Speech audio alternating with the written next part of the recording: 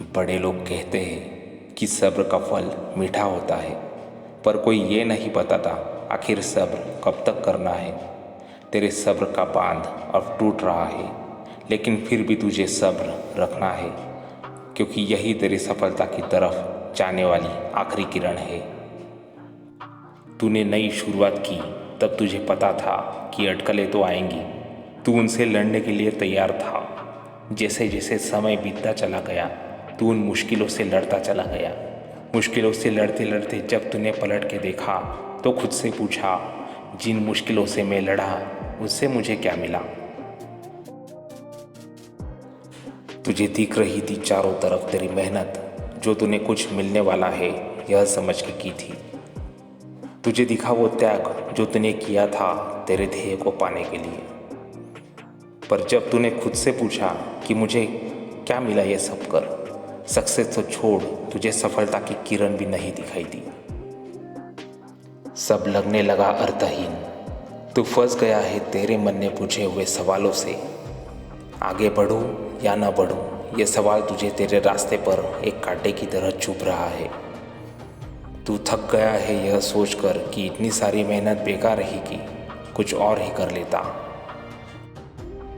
एक ऐसा ही व्यक्ति अपने जीवन से ऊब गया था। वह हर एक काम की शुरुआत जोरों शोरों से करता था, लेकिन कुछ समय बीत जाने के बाद जब कुछ परिणाम नहीं दिखाई देते तो वो उस काम को छोड़ देता था। किसी कारण से सफलता ना मिलने के बाद वह अपने जीवन से नाराज हो गया था। अपनी इस समस्या को लेकर वह एक तपस्वी साधु के पास पहुंचा। साधु ने कहा कि मेरे पास ऐसा एक उपाय है जिससे तुम्हें एक बार काम कर जीवन भर कमाई की चिंता नहीं करनी पड़ेगी। आदमी वह काम करने के लिए तैयार हो गया। साधु उस आदमी को लेकर एक बंजर जमीन के पास आए और बोले कि इस जमीन के नीचे इतना खजाना है कि एक बार अगर इसे तुम मिला लो तो जिंदगी भर तुम्हें पैसों के लिए चिंतित रहने की ज़रूरत नहीं पड़ेगी।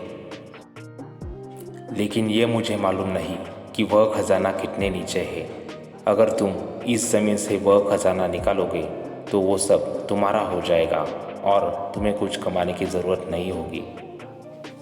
आदमी पहले तो परेशान हुआ, क्योंकि खजाना पाने के लिए कितनी खुदाई करनी पड़ेगी यह उसे मालूम नहीं था। पर इस बात को एक योगी साधु कह रहा है, इसलिए वो राज़ी हो गया। वह हर बार की तरह बड़े जोर से खुदाई के काम में जुट गया। खुदाई करते करते कई दिन कई महीनों चले गए, पर उस आदमी को खजाना नहीं मिला। हर बार की तरह उस आदमी के मन में कई सवाल आने लगे। इतनी मेहनत के बाद मुझे खजाना नहीं मिल रहा है। साधु ने मुझसे झूठ तो नहीं बोला? ये सब उसके साथ ही क्यों होता है? इस विचार से वह अपनी मेहनत की रफ्तार कम कर चुका था। आदमी ने थोड़े दिनों के बाद वह काम छोड़ दिया, क्योंकि उसे उस जगह पर करीब 200 फीट खुदाई करने पर भी कोई खजाना नहीं मिला। उस राज्य के राजा को यह खबर लगी कि उस जगह पर खजाना है। राजा ने तुरंत उस जगह पर खुदाई करने का आदेश दिया। जहाँ करीब 200 फीट खुदाई हो चुकी थी, उसी के नीचे राजा की सेना ने खोदना शुरू किया। करीब 2 हाथ नीचे खोदने पर ही सेना को बड़ा खजाना मिल गया।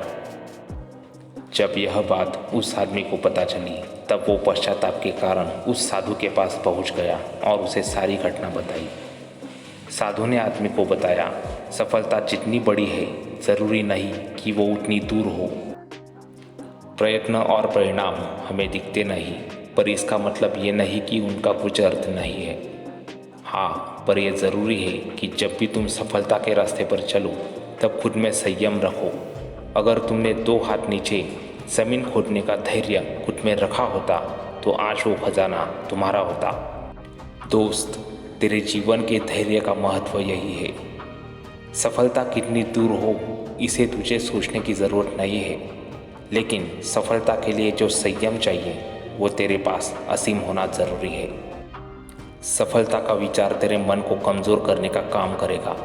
सफलता का अदृश्य रूप तेरे मन को सताएगा, लेकिन केवल और केवल संयम और धैर्य से ही तू उस पर काबू पा सकेगा।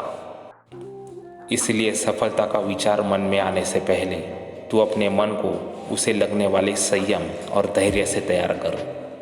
जब उसी धैर्य का विचार तेरे मन में सफलता से पहले आएगा, फिर तो तेरी सफलता निश्चित है।